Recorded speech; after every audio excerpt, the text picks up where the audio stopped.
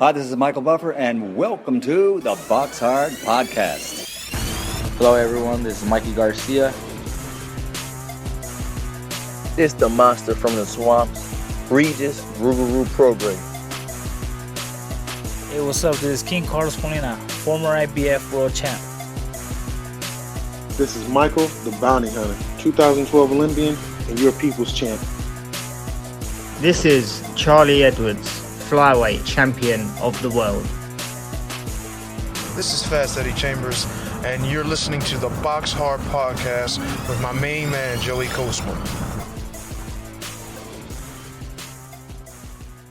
Hello everybody and welcome to episode 347 of the BoxHard Podcast. I'm your host Joey Coastman. I'm joined as ever by former heavyweight world title challenger Mr. Fast Eddie Chambers. Eddie, how you doing this week, my man? I'm doing really good, man. How about you? Always good when speaking with you, Eddie. Always good. Going to dive straight into the review part of the show here. This one took place at the Motorpoint Arena in Cardiff, Wales, United Kingdom. It was live on DAZN. Going to start with the undercard. Gamal Yafai now 19-2. A TKO in round 4 against Sean Kearns, who's now 8-4. Kearns down in the third round and again in the fourth. Sky Nicholson with a good win as well. She's now 4-0. She won every round. 8-rounder, 8 2-minute rounds against Gabriella Bouvier, who's a former world champion, now 15-11 with a draw. Sky Nicholson still yet to get a knockout, 4-0, all 4 wins on points. But I tell you what, she's looking really good, really skillful, and I cannot wait to see her future unfold. I think she may have something special in the locker, maybe potentially a future world champion. I think I wouldn't bet against it, that's for sure. Dalton Smith with a win as well. He's now 11-0. His opponent retired on his store after 6 rounds, Mauro Perueni. Dalton Smith, a good win for him once again, another knockout win. I believe he's now 11-0 with 9 KOs, I think. That one was for the WBC International Silver Super Lightweight title. Peruan down once in round 6.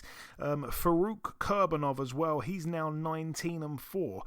Really strange. He boxed Joe Cordina, I think it was last time out, and he lost by majority decision. He got absolutely played with really by Zelfa Barrett here, who's now 28-1. It was for the EBU European Super Featherweight title. I think I'm pretty sure Korbanov was the champion, so now Zelfa Barrett has the title. Really pleased for him. Like I say, massive fan of what they've been doing with him lately. They finally let him off the leash, and he is a lot better than people first thought he was. So I think he's starting to kind of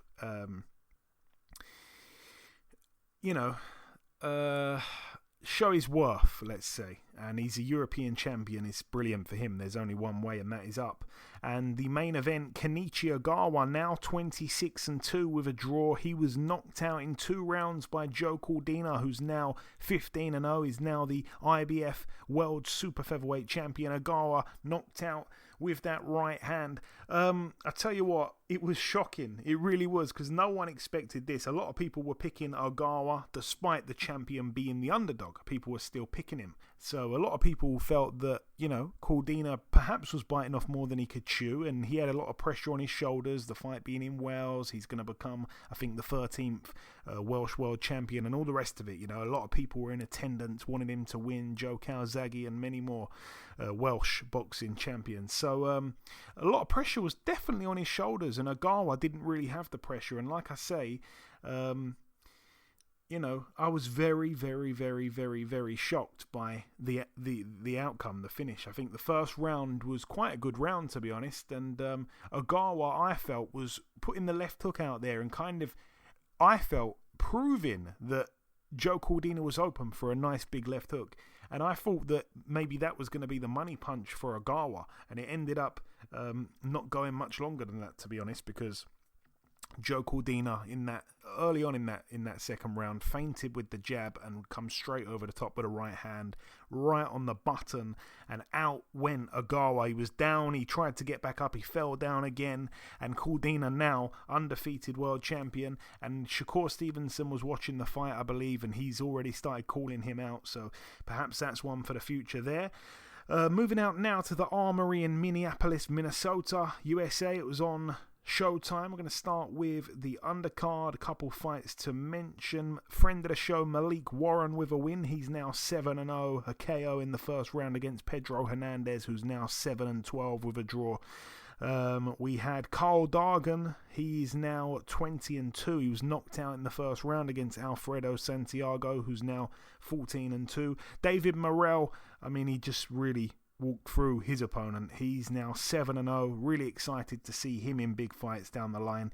A TKO in round 4 there against Calvin Henderson, who's now 15-2 with a draw. That one was for the WBA World Super Middleweight title. And the main event, Stephen Fulton, now 21-0, successfully defended his WBC and WBO World Super Bantamweight titles against Danny Roman, who's now 29-4 with a draw. For Danny Roman, if he were to have won that fight, he had previously been the unified IBF and WBA world champion. So if he were to beat Stephen Fulton for the WBC and WBO Super Bantamweight titles, he would have had the full set, even though he was unified champion at 2 different times. So that would have been excellent, and half of me wanted that for him. But I mean, the fight itself, it was incredible. I was really impressed with Stephen Fulton. I say it was incredible. To be honest, it was incredible for Stephen Fulton. I think, I didn't go too heavy on my analysis of the fight, but I think maybe you could give Roman maybe round 3 and maybe round 7. Like I said, didn't strictly score it. I was watching it on an iPad, and it kind of clashed a few of the rounds with the Haney fight, which we'll get to. But yeah, Fulton for me, man, so impressive. You know, I've been a believer of his for quite a while now. I think he has it all. He's got ridiculous athleticism. He's huge for the weight, 122. He's a sharp puncher. He's got a good jab. He's got great feet. He can box. He can fight. He can adapt during a fight.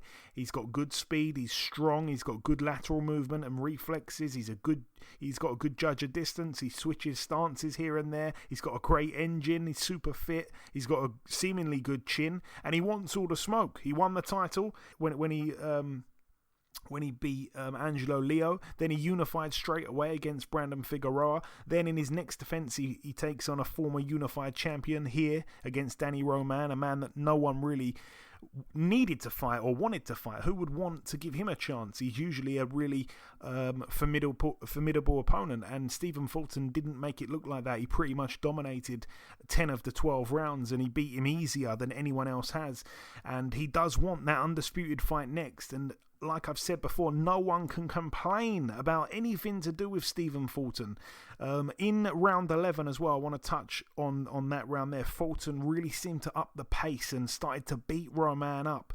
I was a little bit wrong. It wasn't as good as the Fulton-Figueroa fight, because I thought it was going to potentially be like a little bit of a repeat, but it wasn't the same fight at all. It wasn't as competitive.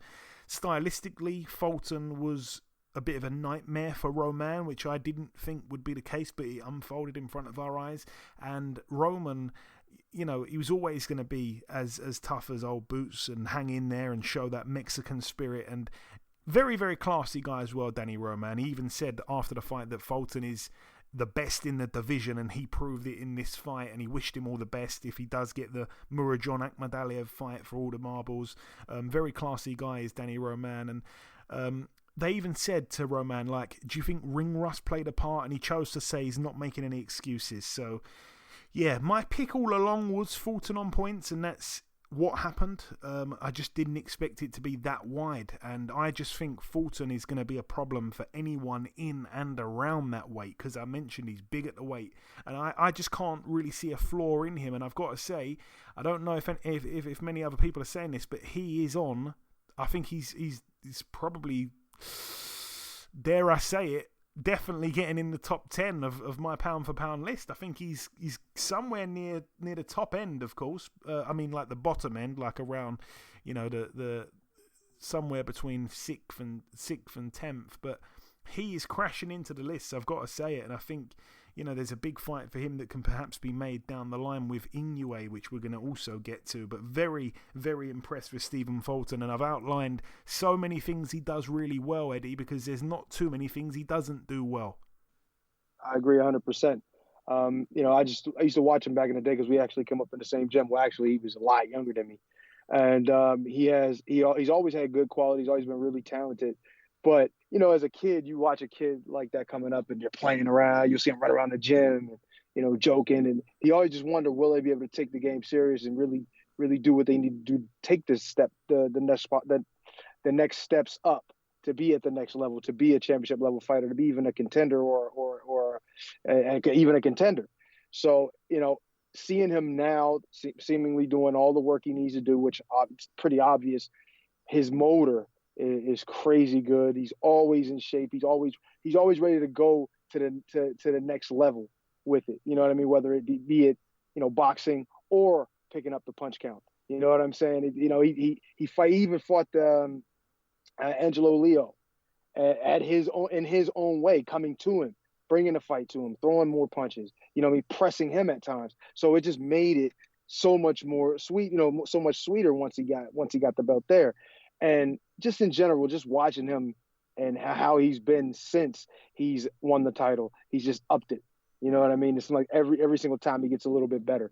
So it's refreshing to see. He's one of the best fighters or the best fighter at that weight.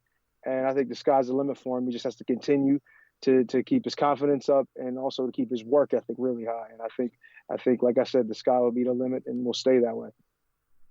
And we're going to move now to the Marvel Stadium in Docklands, Melbourne, Victoria, Australia. This one over here, big one for the Aussies. I mean, let's talk about the guys on the undercard. Friend of the show, Andrew Maloney, now 24-2. His opponent, Alexander Espinoza, retired on his store after just 2 rounds. He said, I don't think he could see out of his right eye or something like that. Something was wrong with his eye. So good win there for Andrew Maloney. And his brother, Jason Maloney, again with a win. So he's now 24-2. As I said on last week's show, both twins are identical and their records are also identical. They both picked up knockout wins and they're both 24-2. He was able to TKO in 3 rounds Aston Palikte, who is now 28-5 with a draw. Palikte down twice in that 3rd round. It was for the WBC Silver and WBO International Bantamweight titles. And let's get to another fight on the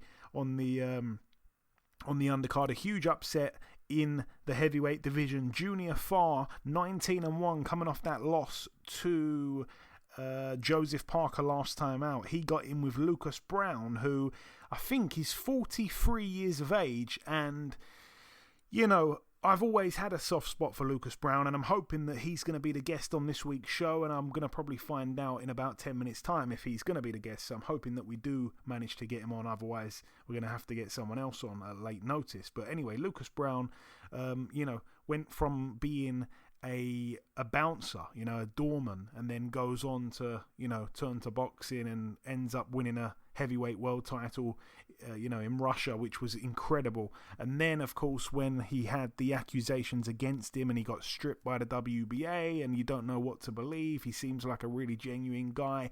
And then, obviously, he was up in age and he didn't really have that technical know-how, and it's kind of unraveled very, very quickly because he doesn't have those boxing basics instilled in him, and he didn't do it the traditional way. So for him to do what these guys have been doing for 20 years when he's 43 or 42 or whatever he is, it's very difficult. So we've seen the fall. The fall has been very drastic, from winning a heavyweight world title to being knocked out by the likes of Dave Allen and others.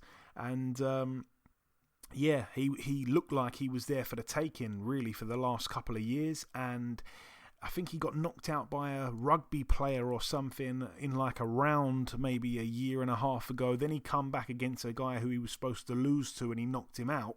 I think it was late in the fight as well. And this fight here, he was expected to get knocked out early again, and he manages to upset the odds once again. So 2 really good wins in a row for Lucas Browne. He said he feels better than ever, and he was able to knock out Junior Farr in just the 1st round. He's now 31-3 and Junior Farr's 19-2. It was for the WBA Oceania and vacant IBF Australasian heavyweight titles.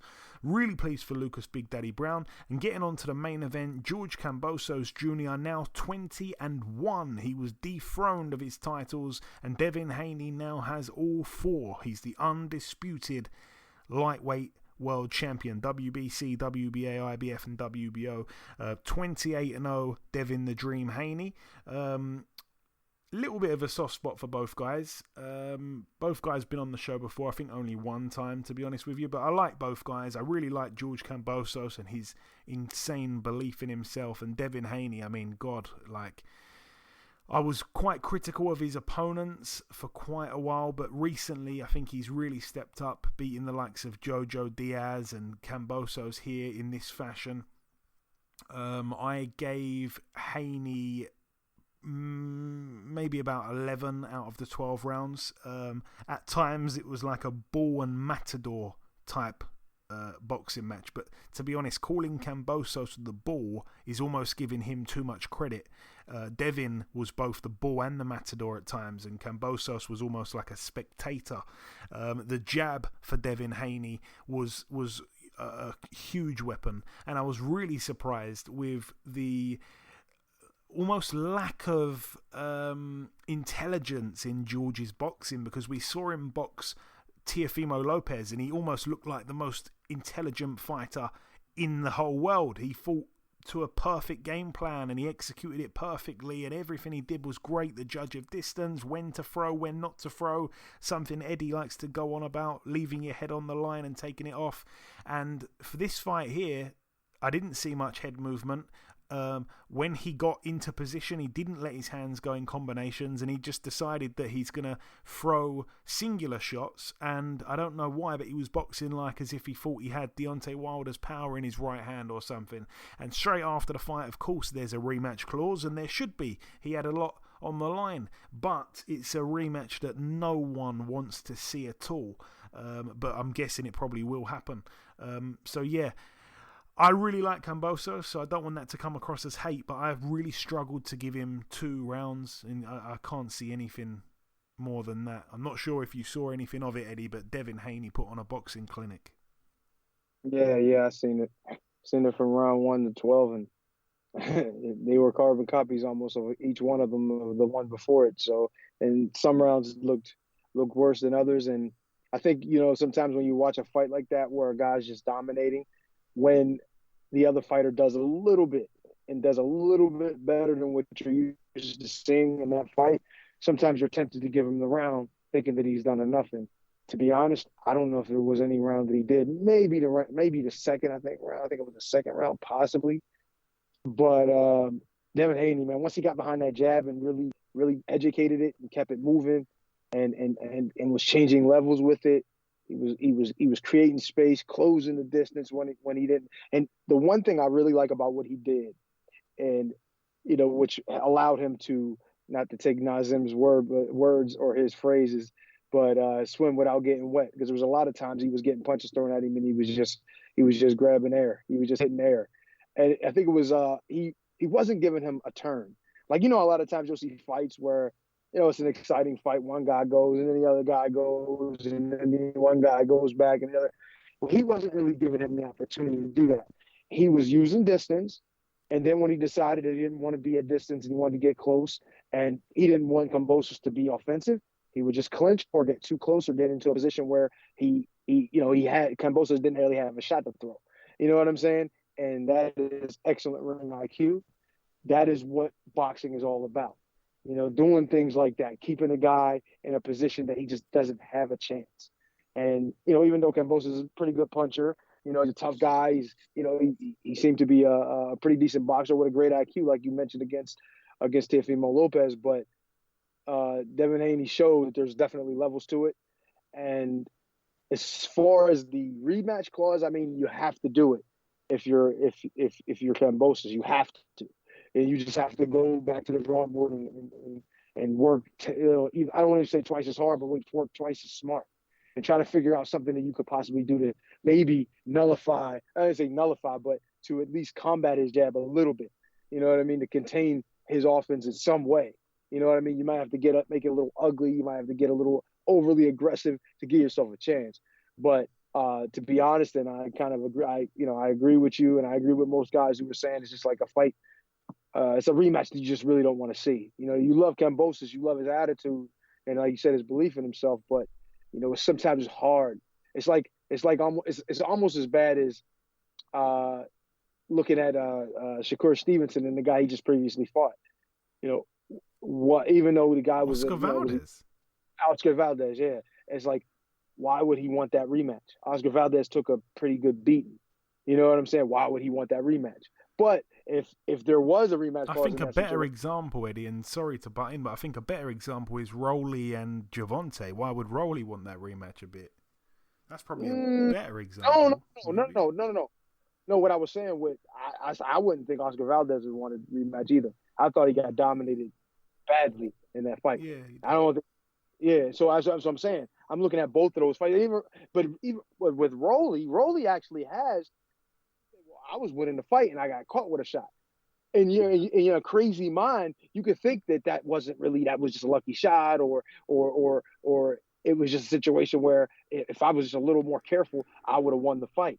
With these other two guys, with Valdez and with Kambosos, man, I think they were both soundly beaten, and that's why I'm saying it would be almost as if Valdez wanted a rematch. Like, I want a rematch. I want to run it back. I want to give myself another chance in there. It's like you don't really have much of a chance. I didn't see anything that would kind of give me an inkling of why do you deserve another one or why would you want one. But with Kambosos, he has to do it, and he has to find some way to make this fight more interesting, because as it looks, it's probably not gonna be as, you know, not gonna be as many people there nor watching, because, you know, pretty much people know what to expect with this fight, and I think that's the only difficult thing about it. But he has to go back and do it again. Well, on the plus side, I don't think he can lose it any worse than he did. Anyway, we don't want to see it again. Hopefully it doesn't happen, but we shall see. And the final card to mention in the review part of the show, it took place this Tuesday, just gone, Tuesday the 7th of June at the Super Arena in Saitama, Japan. This one over here only really going to go to the main event. It was for the WBC, WBA and IBF World Bantamweight titles. The rematch between Naoya Inoue, 23-0 now, and he was able to TKO in just 2 rounds Nonito Donaire, who's now 42-7. As I say, the first fight between these two guys, these two absolute warriors, was a great fight. One of the best fights I've seen for several years. It was a fantastic fight. This fight here wasn't the carbon copy, even though Nonito was able to go away and win a world title in that period after losing, when he was able to beat Nordine Ubali and stop him and look really good. And people were thinking, hey, Donaire seems like he's got the hunger back, or whatever it was, or he just seems like he's not on the slide like we thought he was, because he was a big underdog against Ubali, and the way he destroyed him was just wow. And so it just goes to show, it proved in the end, I guess, that Nonito is towards the end of his career, even though he's been able to roll back the clock and beat Father Time seemingly early on in the battle. But maybe that's a bit harsh. I mean, he's still able to beat a lot of the top guys. I just think, why on earth would you want to fight Inoue again? But he is such a crazy competitor. And the first round, I felt, was a really good round. It was interesting. Nonito was having little moments here and there, but Inoue was, I felt, on his way to winning the round. And with the last punch of the round, Inoue landed that short, chopping right hand that Nonito seemed to walk into, and Nonito went down. He didn't look badly hurt. He got back up, and it was a bit of a shame to give it away 10-8, to be honest. And then round 2, I mean, straight away, pretty much Inoue catches Donaire again, and he had him staggering all around the ring on wobbly legs, and it was sad to see Donaire that vulnerable. But it's credit to how good Inoue is, and he totally wiped Donaire out. And I've always had a massive soft spot for Donaire. I've said it many times, but I give him credit for chasing that rematch. Like I said, he didn't need to, but he is a crazy competitor with huge balls, and you know, that could be the end for him. And if it is, boxing will miss him greatly. I haven't seen him release anything officially.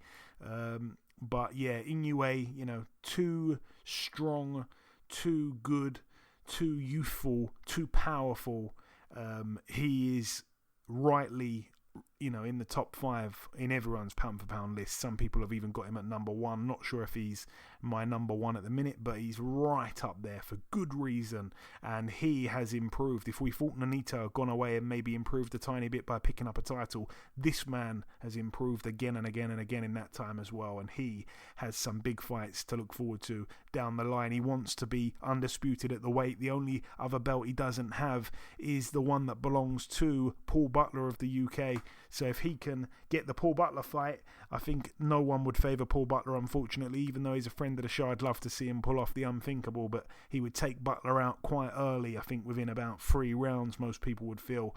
But Butler is, I don't know, yeah, he's not going to win that fight. And then he could move up in weight and box Stephen Fulton. That's one that a lot of people are talking about already. I think we should just let both fighters just have a little break. Fulton boxed on the weekend. I don't think he needs that fight at the minute. And Naoya Inoue still firmly has his sights set on all the belts at his weight. So I don't see him moving up just yet. But anyway, that is it for the review part of the show. The final thing I have to do before we wrap this part up is to welcome our special guest on this week's show. Ladies and gentlemen, please welcome the former WBA Heavyweight World Champion. It is, of course, Mr. Lucas Browne. Lucas, welcome back on the show, my man. Thank you for having me, mate. It's always a pleasure. Always is a pleasure, that's for sure. So, Lucas, we last spoke, it's been a couple of years actually, back in February 2020. At that time, we were discussing a fight you had penciled in with Otto Wallin, which of course got cancelled due to the coronavirus pandemic. Since then, you've had those 3 fights. The first one I'm going to touch on briefly, the Paul Gallen fight. I hadn't seen Gallen fight before the fight, I mean to say, with you. The fact, though, that of course it was all over very quickly, I think had a lot of people thinking that Lucas must be done. Perhaps retirement is just round the corner. Can you understand why people would think that based on that bad performance that night? Yeah, 100%. I can understand why they thought that, but at the same time, where his glove was and the wrappings around, like the tape around, he targeted the back of my head 5 times and in the process popped my eardrum. So it wasn't as if I basically, I don't have a bad chin. I was basically fighting cross-eyed and just didn't know what I was doing. So I was even trying to throw punches and stuff and it was just going everywhere. So yeah, unfortunately the balance went, and me losing to a footballer is always going to be on my record.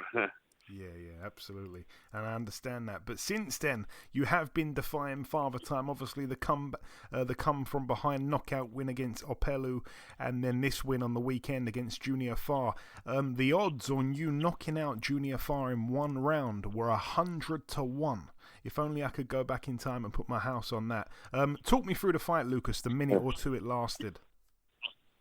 Basically, my thought process was to go in pressure straight off the bat. I have also found that one of the things I do is take my time and relax too much in the first round. So I wanted to come straight out, put the pressure on, and make him feel me. In saying that, I've been practicing over and over and over again on the Boxmaster that I have at home, that like overhand right, because he's a taller fella, he's 6'6".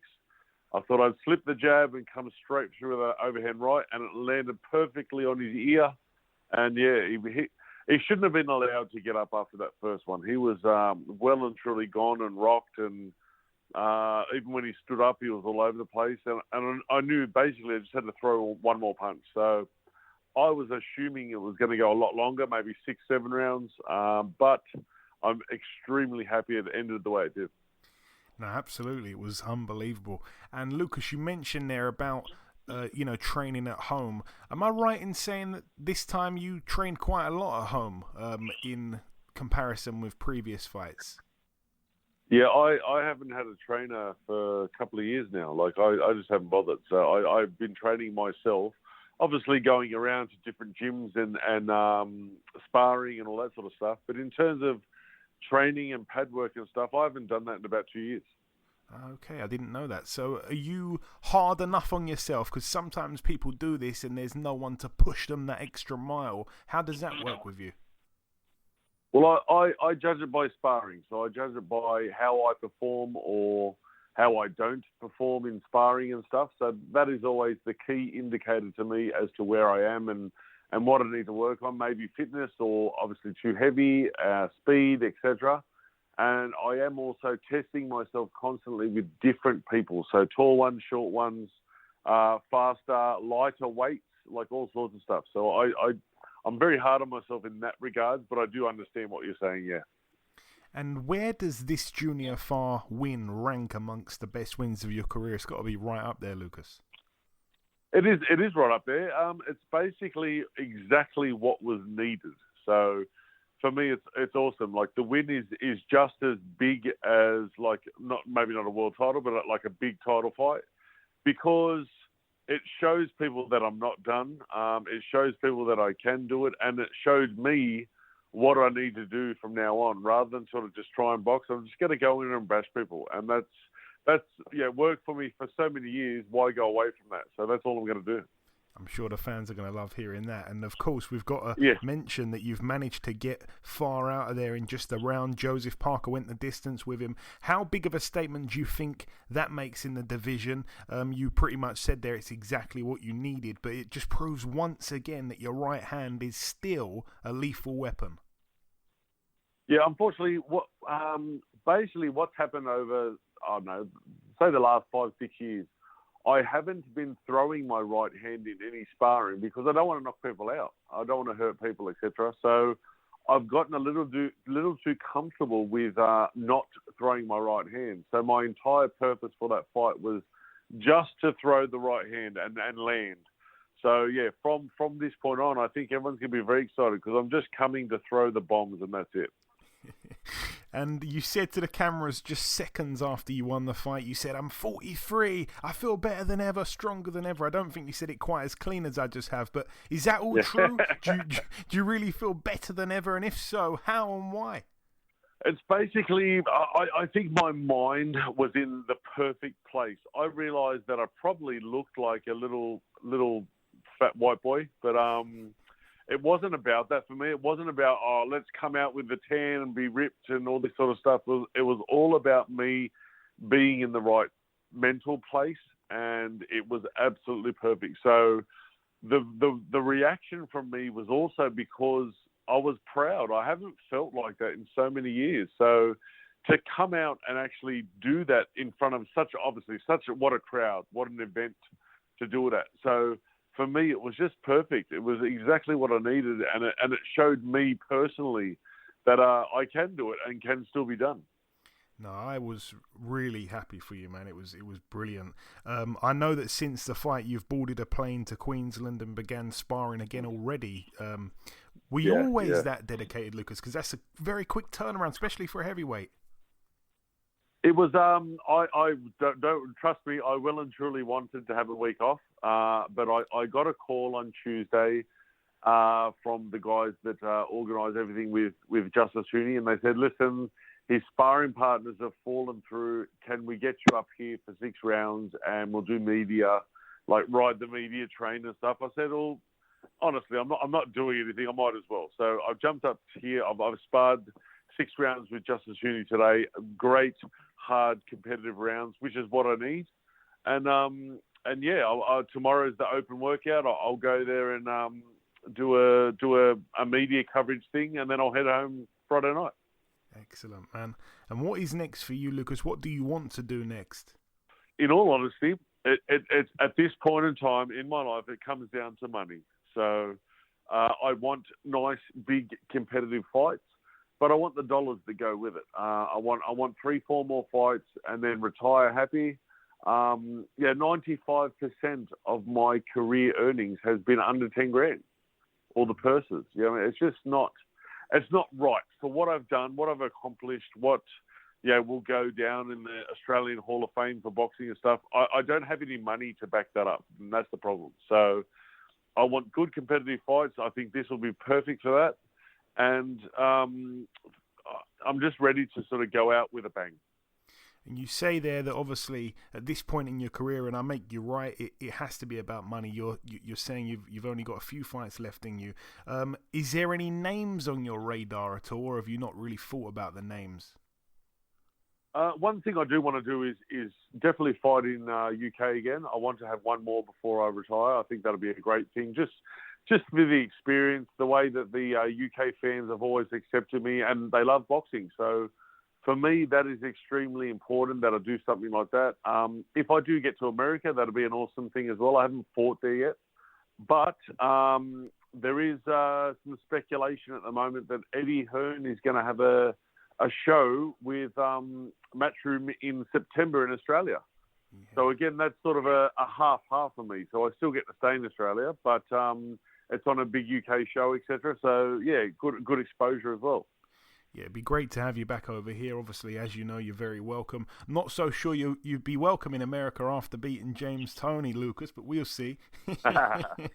And just lastly, I want to just come to you for two fights that's happening in the heavyweight division. I'd like to just get your opinion on both of them just before we wrap it up. Yep. So Joshua Usyk, that rematch, which looks like it will be in August, and then a bit of a wild card one, Michael Hunter, Hughie Fury, July 2nd. If you can give me your opinion on both of those, how do you see them playing out, Lucas? With the Hunter Fury one, unfortunately, from a fan's point of view, Hughie is just boring. He's a good boxer and everything else, but he runs away from everything. He never engages in a fight, and every fight that I've seen of his is just boring. So hopefully for Hunter, it'll be a bit more exciting. But for a fan's point of view, unfortunately, I'm just not interested in it because of Fury. With the Joshua Usyk one, that'll be sensational to watch again. Let's see if Joshua can make some adjustments like he did with Ruiz. He came back much stronger and smarter and did things right with the Ruiz number 2. But in saying that, I don't think that Usyk's going to come back fatter either. So yeah, I think Usyk is also an extremely smart and incredible boxer, being a lefty and being a cruiserweight coming up. So it's just great for that sort of fight. Is great for heavyweight boxing all round. Yeah, we're certainly looking forward to it. And just finally, Lucas, if you've got any closing words just before we wrap it up, to anyone in particular, but especially the UK fans that support you over the years. Yeah, basically, I'm just coming to bang. There's no bullshit. There's no dramas. There's no roundabout way to say it. I'm going to go in and just bang. So watch the fireworks because they're coming. I've said that to a few women in the past. It hasn't gone down well, but I like what I like what you're saying, Lucas. Listen, it's always great speaking with you, my man. Congrats again on the win. Enjoy the time off if you're having any, and we'll speak again soon. Much appreciated, my friend. Thank you very much. Okay, now it's time for part 2 on this week's show. This part, of course, the news part of the show.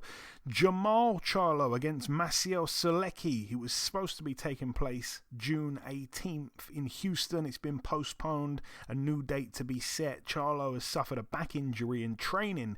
So, unfortunately, that one has been pushed back. No date yet. I don't even think there's a rumoured date yet for that one. And it wasn't a fight that many people were looking forward to be completely honest. So hopefully it falls through. That's just me being selfish. But anyways, in other news, Derek Chisora will be rematching Kubrat Pulev. It's a rematch that not many people were interested in. I don't think it's on the same level really as Kambosos and Haney from the weekend, I think. But anyway, they're going to be getting it on. Derek Chisora coming off that loss, I think it was last time out, to Joseph Parker, where all of a sudden his punch resistance looked like it had left him as well. And Kubrat Pulev coming off a good win over Jerry Forrest, the guy that drew with Michael Hunter in the fight prior to that one. So Kubrat Pulev, even though I think he's probably a bit older, yeah, I'm sure he's definitely older than Chisora, but he seems to be in better form, and Chisora has been in so many wars. But anyway, it's going down July the 9th, live on DAZN at the O2 Arena in London. There's been some fights added to the Fury Hunter undercard on July 2nd in Manchester. We're going to see Adam Azim on the card. We're going to see the pro debut for Ben Whittaker, which I think we mentioned last week. We're also going to see Brad Ray, friend of the show, on the undercard, and Caroline Dubois as well. So that's going to be good for those guys there. And the final piece of news to mention is that Danny Garcia will be will be having his first fight at 154, which I still cannot believe he's up at 154. I don't think that's a good weight class for him. I think there was fights that I felt he lost at 140, moved up to 147. He was quite all right at 147, but 154 doesn't sit right with me. But anyway, he gets in with Jose Benavidez Jr. That one to take place July 30th at the Barclays Center in Brooklyn. So yeah, that'll be quite interesting. I think Benavidez, pretty sure he was the guy that was going to be the first guy to take Terence Crawford the distance since Crawford moved up to welterweight, and he's still been the closest to take him. He's almost took him the distance. He's been the closest to taking Terence Crawford the distance, and I think he was knocked out in the final round with about 30 seconds left on the clock. So yeah, that is it for the news. Moving on now to the preview part of the show. We're going to start here with this card. It takes place tomorrow at the Domo Alcalde in Guadalajara, Jalisco, Mexico. Over here, few fights to mention, not that many actually. Diego Pacheco, 14-0 in a 10-rounder against Raul Ortega, who's 10-2. We've got Jorge Castaneda, 15-1. I think last time out he beat Yusuf Kamari at the O2 Arena. He boxes for the WBC International Silver Super Featherweight title against Eduardo Perez, who's 31-1, and the main event for the WBA Super Light Flyweight world title, Hiroto Kayaguchi, 15-0 in a 12-rounder against Esteban Bermudez, who's 14-3 with 2 draws. Moving out now to this one. It also takes place tomorrow night at the Turning Stone Resort and Casino in Verona, New York, USA. It's going to be live on Showtime. Very happy for friend of the show, Tyler Tomlin, 13-0 in an 8-rounder against the undefeated Chan Thompson, who's 10-0. Somebody's O must go there. Also on the card, Bakodir Jalalov, 10-0 in an 8-rounder against Jack Mulawai, who is 11-2 with a draw. That's about it for that one. Moving out now to this one. It takes place at the Wembley Arena in London. It's going to be on Sky Sports. It's a boxer show on Saturday night. Over here we have Joe Pigford, 19-0. I think he's got 18 KOs. No opponent just yet. We're going to see Vidal Riley, 5-0. I don't know who he's boxing either at the minute. And Lauren Price makes her hotly anticipated pro debut. Chris Congo, 13-1 in a good test against Sebastian Formella, who's 23-2, went the distance in his 2 losses to Sean Porter and Conor Benn. So Chris Congo, I think, has got his work cut out, really. He's a big favourite, which I was a bit surprised to see. It's for the vacant WBC International Silver Welterweight title. I think Chris Congo to win that one on points is a bit of a safe bet, really. Really good fight for the English super middleweight title between Jermaine Browne, 12-0 in a 10-rounder against Zach Chelly, who's 11-1 with a draw. That's going to be a real good fight, I think. And the main event, 2 very good fighters, actually. Richard Riakporhe, 14-0 in a 12-rounder against Fabio Turchi of Italy, who's 20-1. And he's been looking quite good of late, actually. I think he's boxed on a few Matchroom Italy shows. So if that's the same guy, he's not too bad. And it could be a test there for Riakporhe. Moving out now to the Telford International Centre in Shropshire. This one is also on Saturday night. It's going to be live on BT Sports, so there's going to be a couple of show clashes there on Sky Sports and on BT. We've got topping the bill Mark Leach, 18-1 with a draw in a 12-rounder against Liam Davies, who's 11-0. That's for the British Super Bantamweight title. It's going to be a cracker, I think. On the undercard, friend of the show, Willie Hutchinson, 13-1 in an 8-rounder against Karol Horsek, who's 18-13 with 3 draws. We've got Muhammad Ali on the undercard, 3-0 in a 6-rounder against Brian Morena, who's 11-27 with a draw.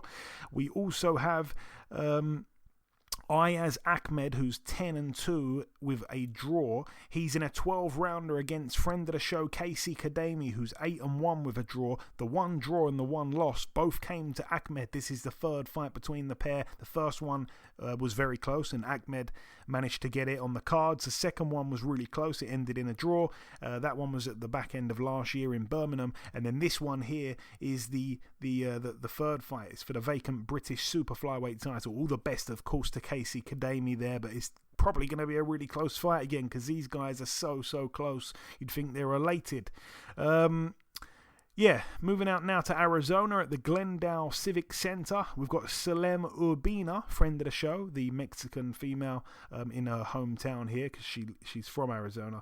12-2 with a draw in a 6 2-minute round contest. No opponent just yet, apparently, for her. Moving out now to the Honda Center in California. So that means there's going to be a card on DAZN on Saturday night as well. So there's a lot on TV, actually. Friday night on Showtime, Saturday night on Sky Sports. Also on Saturday night, we've got the BT card. Also on Saturday night / Sunday early hours for the UK viewers, we've got the DAZN stuff. And there's also another card as well on BT, which I'm going to get to. God, there's a lot going on. Jaime Munguia, 39-0 in a 12-rounder against Jimmy Kelly, who's 26-2. On paper, it's a shocking mismatch. However, I want to say I'm very happy for Jimmy Kelly to get this opportunity. I'm not sure if he deserves it, to be honest with you, but I remember when he got drawn in against Liam Smith for the world title in a weak defence for Liam Smith, and Liam Smith just battered him really and took him out. Well, that was almost 7 years ago now. Since then, he's put together some decent wins. He lost again to Dennis Hogan, but the last time out, that brilliant win he got against Kana Islam has set him up with this big fight here against Jaime Munguia. So I don't begrudge the opportunity, but I do feel like he's going to probably get stopped again because Munguia is looking pretty good at the minute. 39-0, 31 KOs.